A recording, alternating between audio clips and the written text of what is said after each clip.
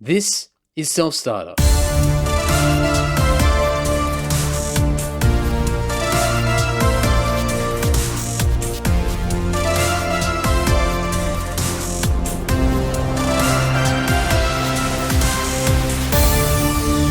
Welcome to Self-Starter, Season 2. This is a podcast that highlights the small business owners, the self-employed and freelancers who have taken the plunge to create their own desirable lifestyle. My name is Andy Dowling. I'm also the host of the Andy Social podcast and play bass in the Australian metal band Lord. You can follow me on Twitter, Instagram and Facebook by searching @Andy Dowling, or you can go to selfstarter.com.au where you can learn more about me as well as everything to do with the self-employment world. This episode is with Aaron Edwards, the owner of Bitter Phew, which is a craft beer bar located in Darlinghust, Sydney. Beer enthusiasts from far and wide have congregated to the 1920s New York warehouse-inspired venue where 12 taps constantly rotate and showcase some of the finest local and international boutique beers. It could be argued that craft beer and bars in general are a dime a dozen these days.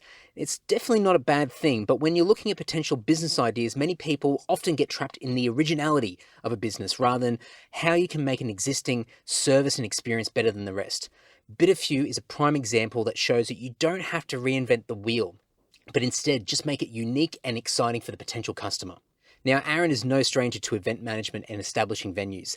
This is the man behind Doris and Beryl's Cocktail Bar in Newtown and Creek and Cellar in Leichhardt. He's cut his teeth over the years in the hospitality world, learning the ins and outs of what makes a great venue and ensures that people continue to come back.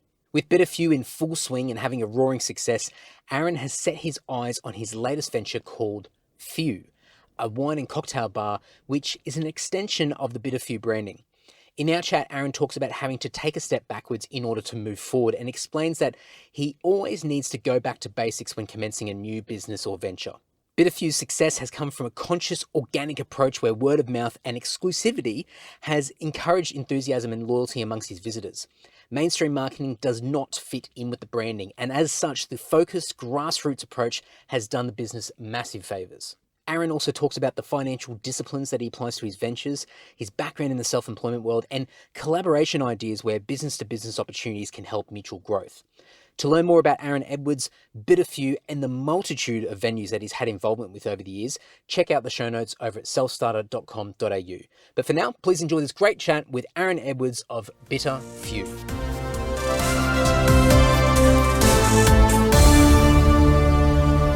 My name's Aaron. I currently have 3 hospitality venues.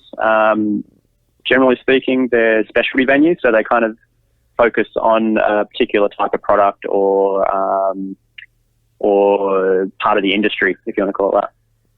And so the business that I sort of got, I guess, caught a whim of is Bitter Phew. But you mentioned you've got three is it 3 locations all under the same name, or have you got 3 separate sort of businesses that are under an umbrella? No, so I suppose I am the umbrella, but but they're kind of that. Yeah, so it's the same sort of. Maybe a better way of describing it is the concept is the same, but the physical offering is slightly different. So Bitter Phew, which is what most people know me for, is a craft beer venue, and we specialise in craft beer, and we're known for that throughout the country kind of thing, as that's what we do. The second venue is more of a wine-focused venue, and that's focused on local Australian natural and organic wines with cheese and charcuterie. And then the third venue, which is why I'm so busy at the moment, is just opened about 2 weeks ago. So, and that's essentially attached to Bitter Phew, but it's offering a slightly different, like an alternative, if you want to call that. So it's more focused on wine and cocktails, and a food offering as well. So yeah, you're definitely busy. There's a lot going on. Yeah, that's right. Yeah. I mean, how long has this been going on for? It probably kicked off about 6 years ago. It's probably the most accurate timeline. I mean, it's always hard to say when it actually started, but the physical construction probably started about 6 years ago. Going back, approximately 6 years ago, what were you doing beforehand? Did you always have sort of your foot in the self-employment world, or were you doing some traditional work and you decided to make that change? What did that look like at the time? Well, I'm a slight mix of cliche and completely left field. So, So my father was self-employed, as long as I've known him, so to speak.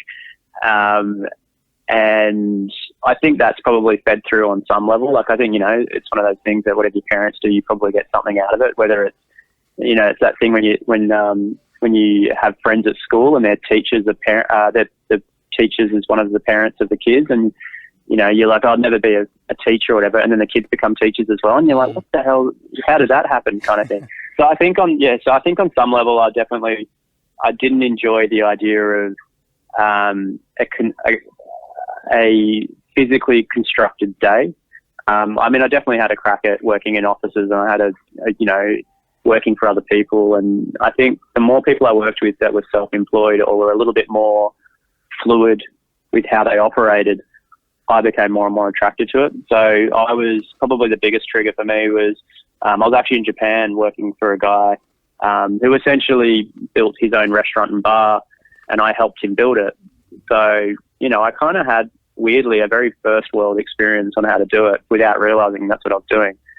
And then I came back to Australia and didn't really understand what the correlation was. You don't just kind of like come back and go, oh yeah, I'm going to open a bar. Like it's not like A plus B equals C.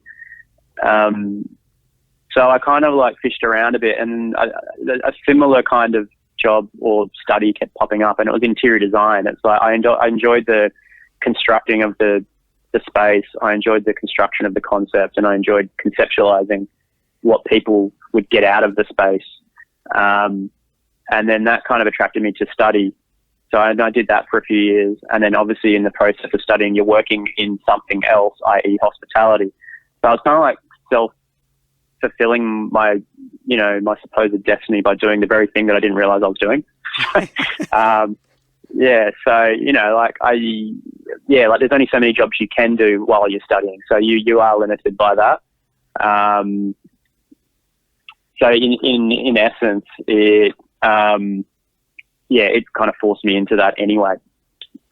So, yeah, I was going to say, obviously having tastes of different things along the way, and then having sort of, as you mentioned, your father sort of probably subconsciously over the years just probably drilling in some assurances from a self-employment point of view, or at least you having the transparency of understanding how that world can work. It sort of all eventually fell into place.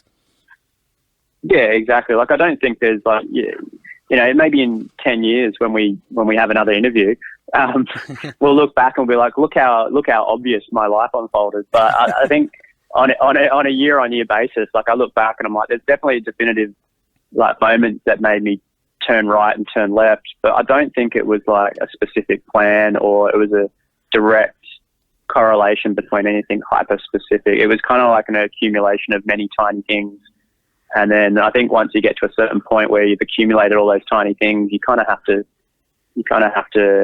translate that into something. Like I still remember getting to, I guess it was about 30, and I kind of sat myself down and said, well, what's going on? You can't just keep studying and you can't just keep doing this. Like, you're obviously enjoying what you're studying, but you want freedom. And there wasn't really in the interior design or architecture, there's not really a version of that. Not for a very long time anyway. Like, you kind of have to do the hard yards. You've got to do 5 to 10 years before you can go off and do your own thing. And I think that probably scared me out of it a little bit. I was just like, I don't think I can wait another 5 years before I get to do what I actually want to do. So I think that was probably, ironically, the trigger. And it just happened to be an accumulation of all those other things that we just talked about that led me to be able to make that decision. And, I mean, on the topic of, say, craft beer, I mean, going back, approximately 6 years ago, you would have, I'm assuming, you can correct me if I'm wrong, because I'm definitely not as in the world as you are, but I would assume that you probably were fairly early into that big wave of attention around craft beer in Australia. So was there something, as you mentioned before, like a lot of little things that sort of add up to a point where you start making decisions yourself, but could you see that, this concept that was starting to sort of accumulate was going to make sense and there was an opportunity to be had, especially when it came to the topic of craft beer? Yeah, no, like, absolutely. And the thing is, once again, easy to say this in hindsight, but I don't think I went in with the idea of opening, in inverted commas, the best beer bar in the country. I think I was literally coming on across from the concept of what we just talked about, i.e. I wanted to work for myself. I wanted to design spaces. I wanted to create concepts. And then I kind of I guess craft beer was the vehicle.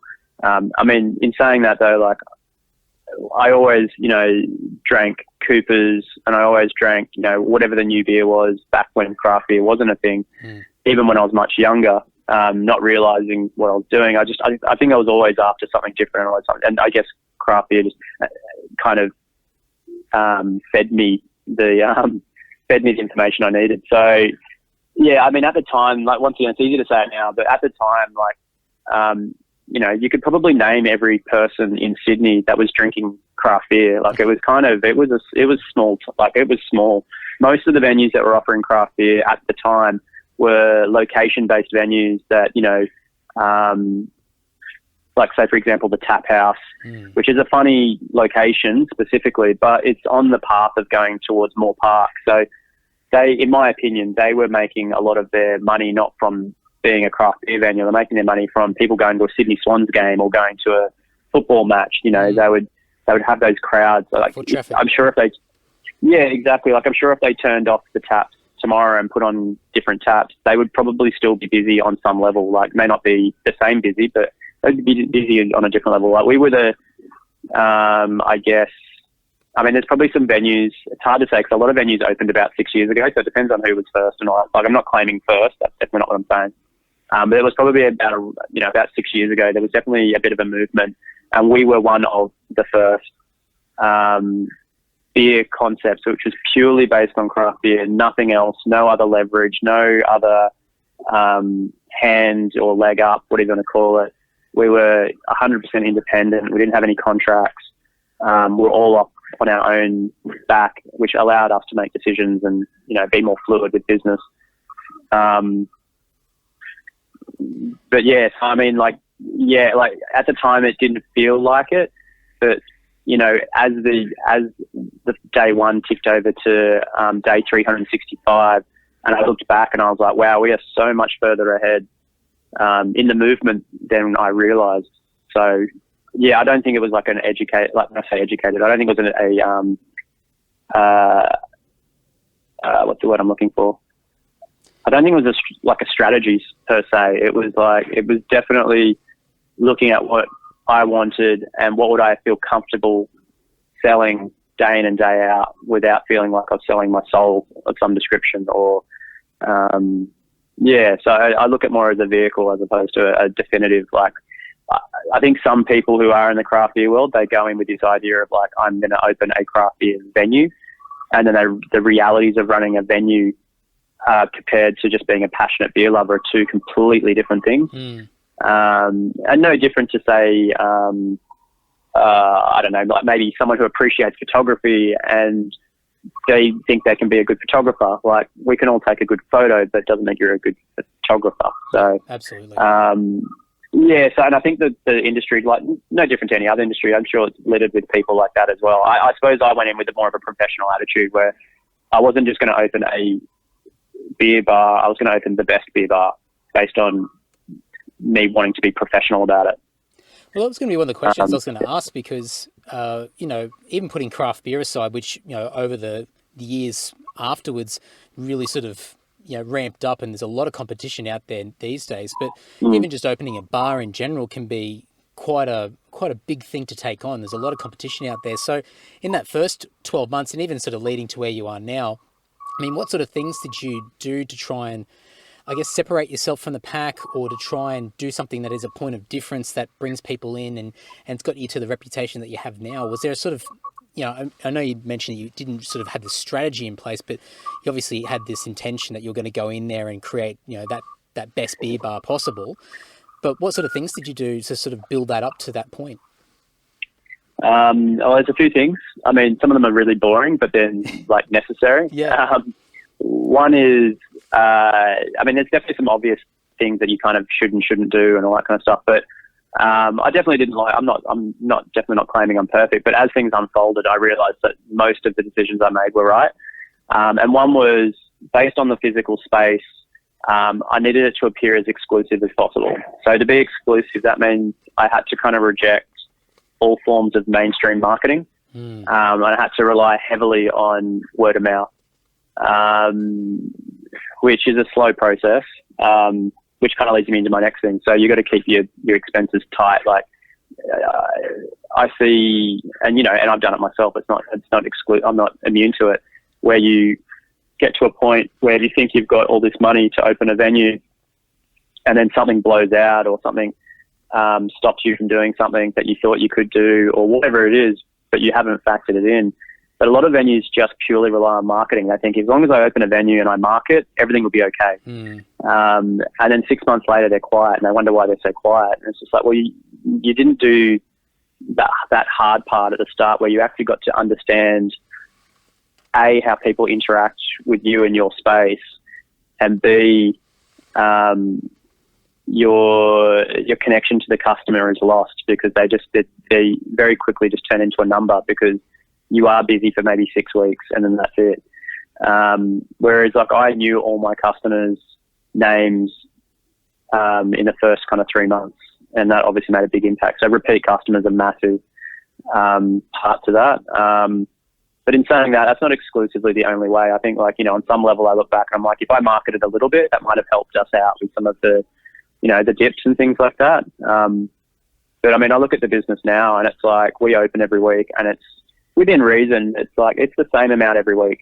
Doesn't matter what we do. It's the same amount every week. I mean, that's the kind of stage you want to get to. You don't want to have a business that 1 month you're doing X and the next month you're doing Y. Like it's a really hard way to live when you don't know how much money's coming in every week. Yeah. I mean, you don't want to run any business, let alone a job. Like imagine having a job where your salary was dependent on how successful the company was each week. I mean, you'd be constantly on edge all the time. Absolutely. I was logical about understanding that it is still a business and it still needs to do things. It can't just be like open the doors and people will rush in as long as I've got good beer on tap. Like there was heaps of little tiny things that I built into the business to make it sustainable, whether that was from small events to kind of get different, like even just focusing on different product offerings to get a different type of customer in, and then eventually over time you build up your breadth of customer. But I mean, maybe more to the question, how am I different to other similar sized venues as opposed to beer venues? I just try and do the opposite of when I say opposite, I mean in a positive way, the opposite to what a lot of other venues do, and that is just connect with the customer. I find a lot of venues are hyper focused on just making targets and hitting that Friday, Saturday target. Whereas I kind of looked at it and went, I want to break even on my non-Friday and Saturday. That way, if anything goes wrong, I'll always be at least safe. And that kind of links in with that customer thing. It's like, so by focusing on your non-weekend crowd, technically it means you're able to connect with the customers better. You're able to get direct feedback. And as long as you're agile and you're not too sort of, you don't get your ego in any sort of kind of knot, and you're able to take on feedback proactively, and you're able to sort through what is accurate feedback and what's just someone's opinion, I think there's no way that you can kind of, in inverted commas, fail. But the second you stop that kind of cycle, then, not to say that you'll fail, but you're kind of setting yourself up a little bit I suppose for turbulence, maybe not failure, but turbulence. So, I mean, I definitely touch base. Even now, I still touch base with some of my customers from, they're still regulars now. So I touch base with them every now and then. But in saying that, they're also got a skewed perspective now because they want the bar to be quiet. They want it to be all theirs. So, you got to be like, yeah.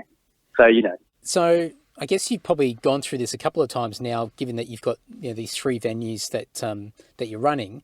But I guess when you first started, when it comes to money and things like that, and it's not so much about digging into the dollars and cents about it, but I guess from a financial point of view and the approach that you take, what were some of the things that you had to do to sort of safeguard yourself? Where, for a lot of people, everyday Joe would look at it as a significant financial risk to open your own business. And for you, you're going through this a third time now, as far as expanding adding additional things to your repertoire. I mean, what sort of things have you sort of learnt or you've done along the way that have sort of, I guess, protected you as best as you can? Yeah, technically it's actually the fourth one, but I sold one a couple of years ago. But anyway, that's another story. But I think probably the first and simplest one is, how long are you prepared to work for free for? I think that's the simplest one. And look, I don't think there's a right answer for that. I think everyone's got their own version of what free is, if you want to call it. Yeah. Like there is that argument where, and it is, written in textbooks, so to speak, where, always pay yourself and, all that kind of stuff. Like, that's what when I studied business, however long ago it was, that was one of the first things that you should always pay yourself first and all this sort of stuff. I'm like, the reality is that's not possible. Like, I don't think at any point I've ever paid myself first in this whole process. I'm not saying I don't get paid, but I'm just saying I've never paid myself first. And I think as soon as you develop an attitude of paying yourself first, you start to, other little cracks start to appear. And I think it's like, well, as long as I'm getting paid, then I won't pay that. And then as long as I'm getting paid, then, I won't pay that person. Or, like, it starts to develop a bit of an attitude, I think, possibly. Whereas if you know that you're getting paid last, you know that the onus falls on you, as in, like, if the business does fail, or if, or if things are a bit tight one week, you know what you're up against. It's not like it's this shock when it happens or anything like that. So I think, like, maybe my first point is psychologically prepare yourself to work for free for time X. I don't know what that time is. It could be, 1 year, it could be 6 months, it could be 3 months. Every business is obviously different. I mean, I think I worked for free, not to be specific. It's always debatable what you call free. I kind of write off about 3 months on average per venue. And that's hard to gauge because some of them are 4 months, some of them are 5 months, some of them are 1 month, some are, do you know what I mean? Like, it's just, let's call it an average of 3 months, and that's not specific. That's just and then I think the next thing is, one of the things I've done, and I think it links in with the psychology of it as well, I think, is have like 3 separate accounts. Put, in account number 3, put a certain amount of money that you consciously feel like that will be, if everything goes to shit, that is the amount of money that you call it your parachute, whatever you want to call it. Everyone's got one. It's like, when you're growing up and, like, as soon as you, your bank balance goes under like $500, you freak out. And then you've got other people who live on zero every single week. And you're just like, how do you live? And then you've got other people who go, I've got no money, but they've got $20,000 in their account. And you're like, everyone's got their own psychological amount of money that scares them. I guess is probably the word that scares them out of their wits. So that's account number 3. That's your, like, oh my God, shit is not going to get much better. And that needs to sit in there. And it's never allowed to be touched. As far as, like, that's how I kind of visualize it anyway. It's never allowed to be touched. The only time it's allowed to be touched is if it's a short-term, I call it like a short-term loan. Yeah. I.e., let's just say I get a large batch of beer from overseas, and I know I'm going to sell the beer, but I have to pay up front or something like that. Or and then I instantly, once everything's back to normal again, I instantly put that money back in again as soon as I can. Account number 2 is probably a little bit simpler. That's kind of like your savings account. That's the stuff you're working towards to, if you want to pay yourself a dividend one day, or if you want to give yourself a bonus, and I try and, not that it has to be the same amount, but I try and make it the same amount as the number 3 account. And that's just another psychological thing. It means that once you get to it, you can, like, breathe a sigh of relief, that you can start to pay yourself, or you can start to take some more risks, or you can pay for some marketing or whatever it happens to be.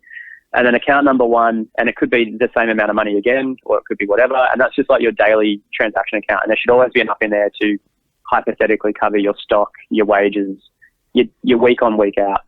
So that means, like, you've kind of built up 3 psychological barriers in place anyway, on top of having the mentality of paying yourself last. You've kind of cemented, in my opinion anyway, you've kind of cemented a psychology of money isn't free. And it's not just because it's a good week, 1 week, it doesn't mean it's going to keep going this way. Or it's kind of removing the idea of complacency. It's probably it's probably a bit of a cliche of mine, like it's my cliche. But, like, don't be complacent, I think, is probably a weird way of saying that you should always be prepared for, you know, a bad week, or you should always be prepared for a bad month, or you should always be prepared for an unexpected breakdown of equipment or whatever you want to call it. And, you know, and I've probably been caught out once or twice before where I got a bit probably excited. And, you know, it always seems to happen when I, you know, like if I buy a new cool room, I'm like, cool, I've got some cash and I'll buy a new cool room to help me store more stock or whatever it happens to be. And literally the next week will be the week that something else breaks. And you're just like, this is not the week that's meant to happen. And this is the week that I have, you know what I mean? Like, this is the week that I actually have no money. And you have to scramble a bit. But, yeah, like I think that's the thing that underpins it all. Like, I don't think and I think it can be applied to anything, I suppose, is what I'm trying to get at, is it doesn't have to be applied to bar world. It can be applied to any kind of, I mean, you could apply it to just your everyday life if you really wanted to. But I think it builds up a psychology that even if your business is doing well, doesn't mean that you can just start to shovel the money into your account, so to speak. It needs to have all these checks and balances to make sure that everything's safe. And yeah, it's its own organism, and you kind of have to treat it like that, I guess, is maybe what I'm getting at. Yeah, I think it can definitely translate into sort of any sort of format with, you know, people in everyday life. I mean, as you're rattling off those accounts, I'm just thinking of my own ones that I've got personally, and it's very similar. I think I've probably got an extra couple, which is probably too many, but I've got all these buckets that I put money into, and as you said, like even with the scenario that you said about, you know, outlaying this money for a cooler room, and then, you know, you've the next week you got something else that breaks down, but you've got the experience to know psychologically that, you know, even though you might have stuffed yourself around, you've still got the mechanism and the tools there to sort of psychologically get yourself through. Whereas somebody that hasn't gone through that process is probably thinking, oh geez, like let's just throw the towel in now, I've got to give up. Yeah, and I think, you know, probably maybe to extend it in brief, it's kind of like, I think a lot of people have, and I shouldn't say a lot of people, I think just in my experience, people have, they have an idea of 3 backup plans, or even, let's just say 3, maybe they don't even have that many, but let's just say they've got 3 backup plans, i.e. I'll work for free for 6 months, my parents will loan me 50 grand if things get in trouble, and I've got 4 events booked that I know will bring money in. Like, that could be their 3 things, but let's just say their parents go bankrupt, the event cancelled, and then all of a sudden all you've got left is, I'm working for free again. So I think you need, and not that I think there's a limit, and I think as time goes on, you do more of it. I've probably got, and I can't list them, but for any existing business, not for new business, because you can't really do it for a new business, but you try and do it as much as you can, like minimum 10, like different fail safes, whether they're psychological or whether they're financial or whether it's venue focused or whatever it is. Well, it doesn't have to be venue focused, but find something that will, if you want to call it, it's like a hedging, if you want to call it that. You know, if this goes wrong, like some months I'll book to some of my staff's horror, I'll book, you know, maybe 10 events a month, and they freak out and they're like, how are we going to pull off all these 10 events? And without fail, 3 of them get cancelled or they're delayed, or, you know, like it's, but if we didn't do the 10, then we would have ended up with 2. So we end up with 4. And it's like, well, that's just how you got to roll. And some people don't like that. They see that as more work, but if you keep rolling it on, like some of the events that I do, it might be, let's just say it's in May. I'll give you a prime example. So I have 4 events booked for May. And then another person called up and they're like, oh, can we do an event at your bar? And I was like, even I was kind of like umming and ahhing about whether I should do it. I'm probably pushing it, blah, blah. And I kind of like booked it in. And then I got the quote back for one of the other events, and it was so far beyond what I was prepared to pay. And I was like, well, I can't do that event. Like, it just got, essentially it's going to be more than likely cancelled. That just happened today. So it's probably going to be cancelled. So straight off the bat, that event that I thought was going to tip us over is actually now replacing probably that event. I mean, that's just one example. Not everyone can do events, but you need to find your version of whatever that is. Like, it's kind of like mini income streams, or what is your backup plan to, like, do you have 10 suppliers that will extend you credit terms if things get tight, or are you one of those people that only pays every 60 days, so you've got bad relationships with your suppliers? Like, within reason, I try and pay all my accounts either early, on time, or within at least a designated time frame. So if things do get tight, or, cash flow is a bit kind of funny, I can kind of call on a few favors, or, like, I know money's coming in next week, so don't worry, it'll be paid next week. But yeah, stop calling and stop messaging me kind of thing. Like, I just need to, do you know what I mean? And that happens sometimes as well, because a lot of these guys have got automatic reminders and invoicing things now, like with the online platforms, and they don't. It's not like they're not badgering you, but their platform is badgering them to badger you, which is obviously good for them. But if you get a funny way of saying it, I used to say it to somebody who used to have a very prompt badgering system. And I said, every time I have to reply to your email and every time I have to answer your phone call, that's another 10 minutes I'm not doing something else. Now, times that by, say, 10 different suppliers, and that could be 2 hours of my day of me just handling account inquiries.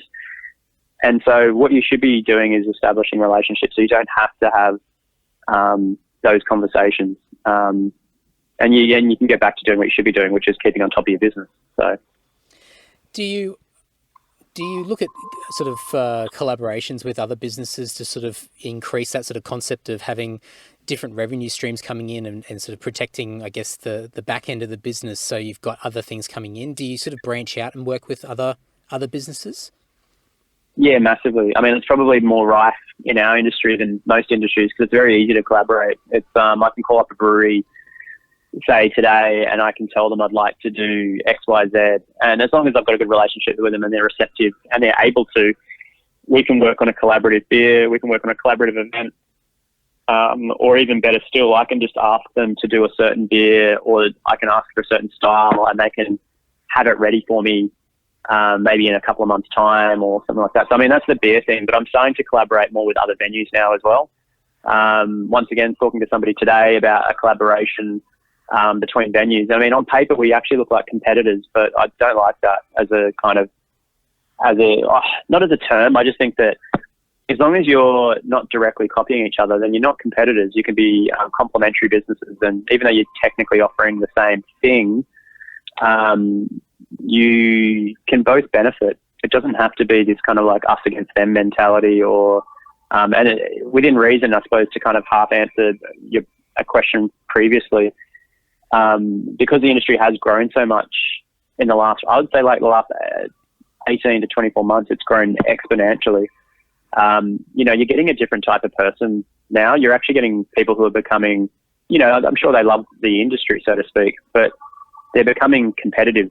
And the industry's never been hyper competitive. It's competitive to a point, but I mean, you're getting people now trying to cut other people out of things, and you're trying to get, it's really, in that sense, the industry has changed. But, like the venue that I'm talking with right now, we're going to look at doing a collaborative event. We're going to do a collaborative beer. Like, we're going to do all these other things. And I think there's no negative or downside to that. I don't think well, I shouldn't say any collaboration because that's going to potentially lead someone down the wrong path. But I don't see a lot of negatives. Any good collaboration, there are no negatives. It's all positive.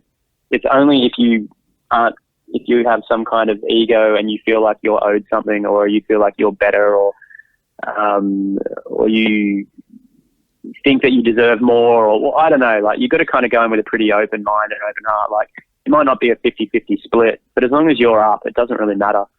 As long as the other person has integrity, and it may not be person, it might be business, has integrity, then it shouldn't really matter, I guess. And I mean, even to the point where, like, not that I've done this, but it's just something that's kind of crossed my mind. But, like there's a barber shop just around the corner, and they do, those, very fashion style haircuts, which change every couple of years, but yeah, hyper fashion haircuts. And I was like, it'd be really nice if we went down there. I haven't done it, so I actually kind of blame myself for this. But anyway, but just going down there and going, how would you feel if I gave you guys a bunch of beers for cost price, if you give them to your customers and just tell them where you got the beer from? Just something like that. So someone's sitting there drinking a beer while they're getting their hair cut, and you got like a form of collaboration where there's no negative. The hairdresser was going to buy the beer anyway. You're giving it to them technically at your cost, so you're not losing. And they, in theory, get a cheaper beer because they're getting it at wholesale prices instead of bottle shop prices.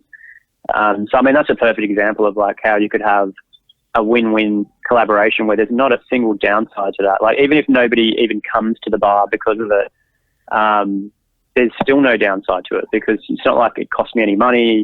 It's not like it cost me any of my ego. It didn't cost me anything. It was just like a nice gesture. So, I mean, that's an example of a completely win-win collaboration. So I'm all for collaborations. I love them. I think there should be more thought out ones. I mean, you can always look at some of those bigger companies. It's like when Nike collaborates with person X, and you're like, that's not a collaboration. You just paid that person $5 million to put their name on the shoe or whatever it is. You know what I mean? Like, that's not a collaboration. But yeah, collaboration in the sense that two individuals or two businesses working together for a more positive multiplying outcome, I think, is kind of what you should be basing it on. Moving forward now, obviously on Phew is probably the latest venture, and that's where you're putting all your time into. And for people that are listening, we kind of had a couple of kickstarts to get this conversation going, because you're mentioning that you're sort of multitasking at the moment. So I guess, you know, where you're at the moment is really sort of focusing on this latest expansion.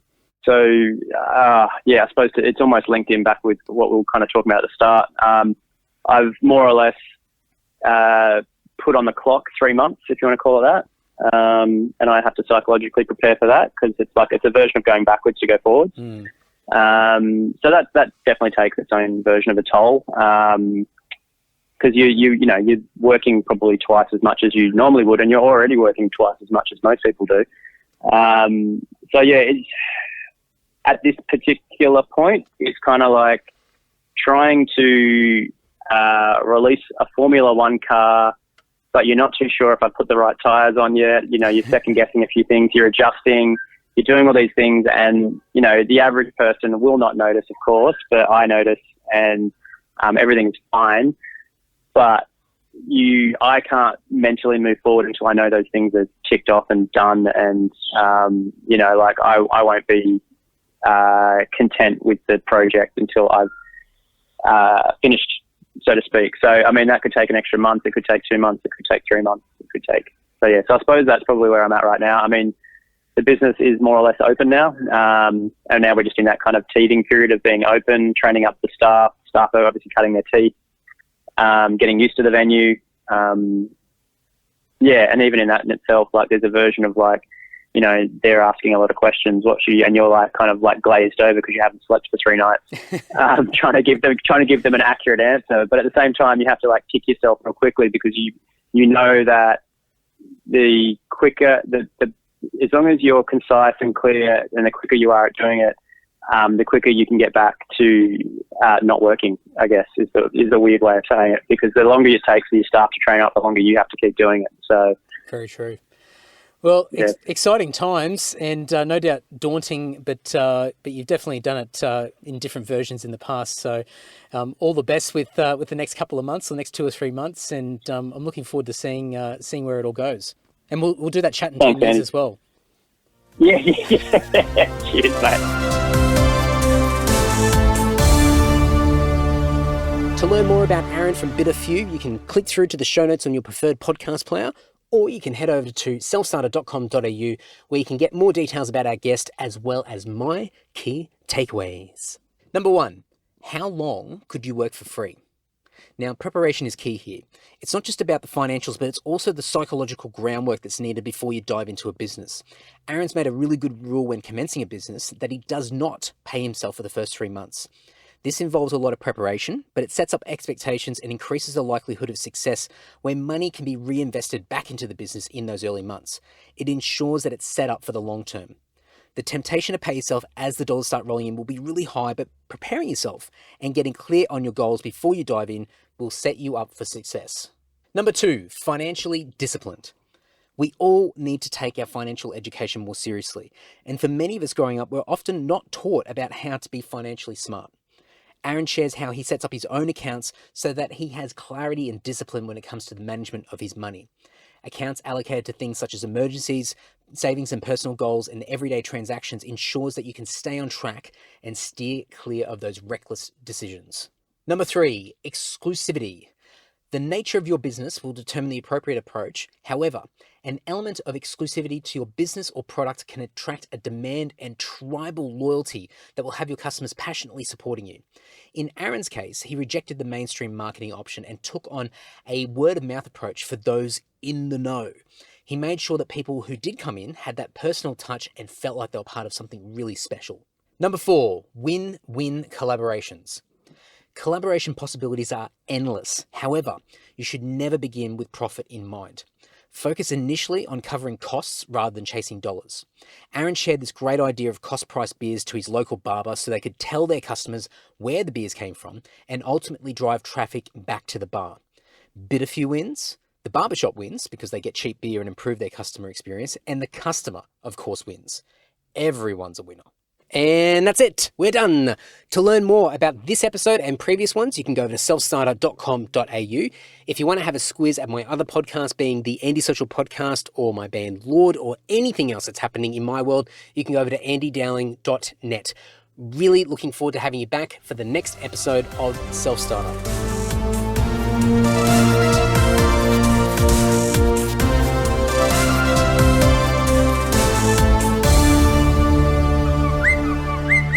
Larry.